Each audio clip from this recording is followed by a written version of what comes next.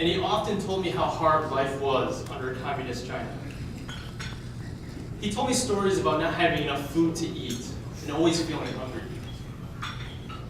And his family was so poor that they couldn't even buy just little candies or treats. And he didn't have any real toys. Instead, he played with clay and sticks and mud. Despite being poor, my father worked hard to be a good student. And he was one of the top students in his grade. But even as a good student, you had to be accepted to go to high school.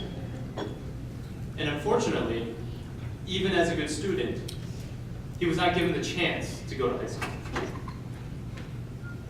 But that never caused him to give up his dream of living a better life. By the time my dad was a young man, he was eager to do more with his life. He was fed up with the communist system in China. There were no opportunities to grow. There were no ways to escape poverty. But what my dad lacked in money, he had in heart. And when he was 22, he decided to run away from communist China. He and some friends had a plan. They would go out to the ocean and swim to Macau. If you don't know where Macau is, it's a city off of the southern China. And back then, it was a Portuguese colony. And it was separate from mainland China. So if you made it to Macau, then you'd be free. But it was very dangerous to run away. Because along the way, you could be arrested by the police, or the ocean currents could pull you out to sea, or you could be attacked by sharks. Despite all these dangers, my dad was determined to make a better life for himself. My dad and his friends tried to leave 2 times, and each time they were arrested by the police. Either they were caught on the main roads, or they were caught in the cities. Back then, it was easy to spot someone who was from the countryside. So when the police saw my dad and his friends, they knew right away that they were outsiders. And that was enough to arrest them. And each time they were arrested, the police beat them, and they were imprisoned in small, cramped cells for weeks. But my dad never gave up.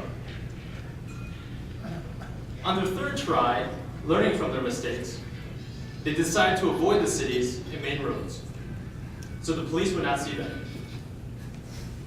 But to do that, you need to hike through forests and mountains just to reach the ocean. So they set out on foot, taking only few clothes, and a few simple buns to eat. They hiked through thick forests, climbed along cliffs, and they waded through creeks and swamps. By the 4th day, they ran out of food. My dad told me they were so hungry that they started to pick leaves off of trees to eat. But they kept trekking on. Finally, on the 6th day, they reached the ocean, and they could see Macau off in the distance. Starving, exhausted, they stripped down to only their underwear, and they began swimming towards Macau.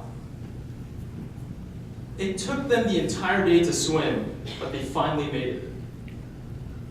Wearing nothing but his underwear, my dad knocked on the first door that he saw. And the people opened the door. And when they saw him, they immediately knew he was a runaway. So they sheltered him and gave him a char siu bao.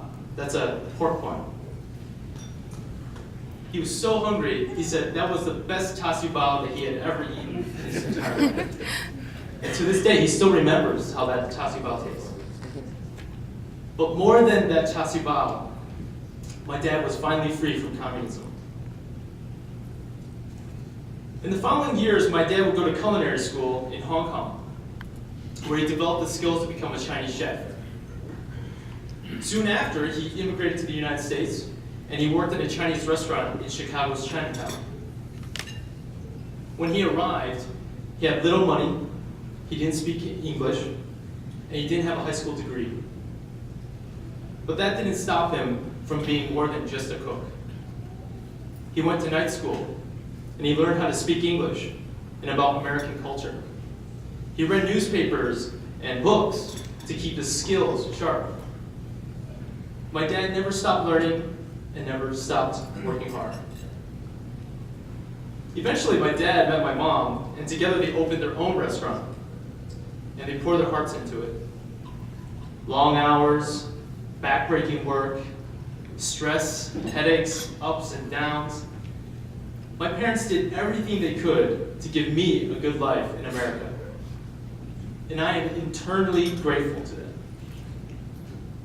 And all they asked for me was this, "Jon ne son," which in Cantonese means, "Give it all your heart." But what does "give it all your heart" mean? There are three important principles.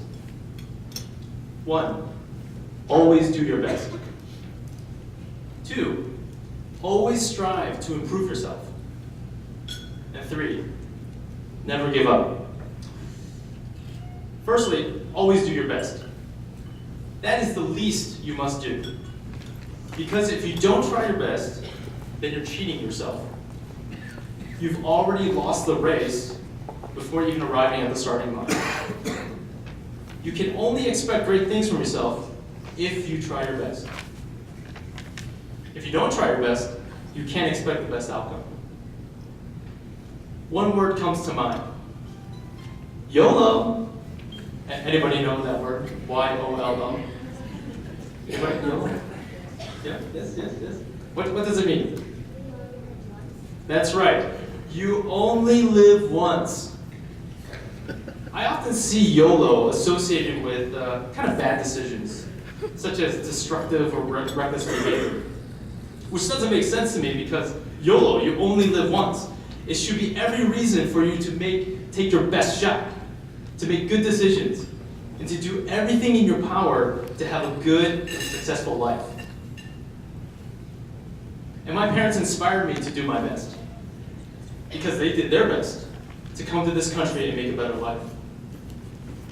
At school, I wasn't the smartest kid, but I put my heart into it. Whether homework, tests, sports, extracurricular activities.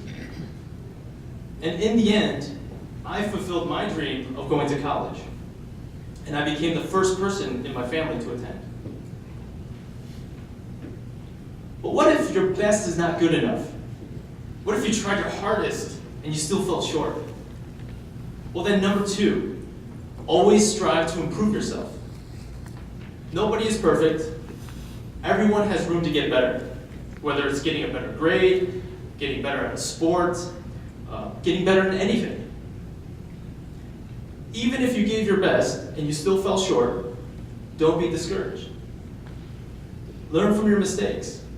Learn how you can be better and try again.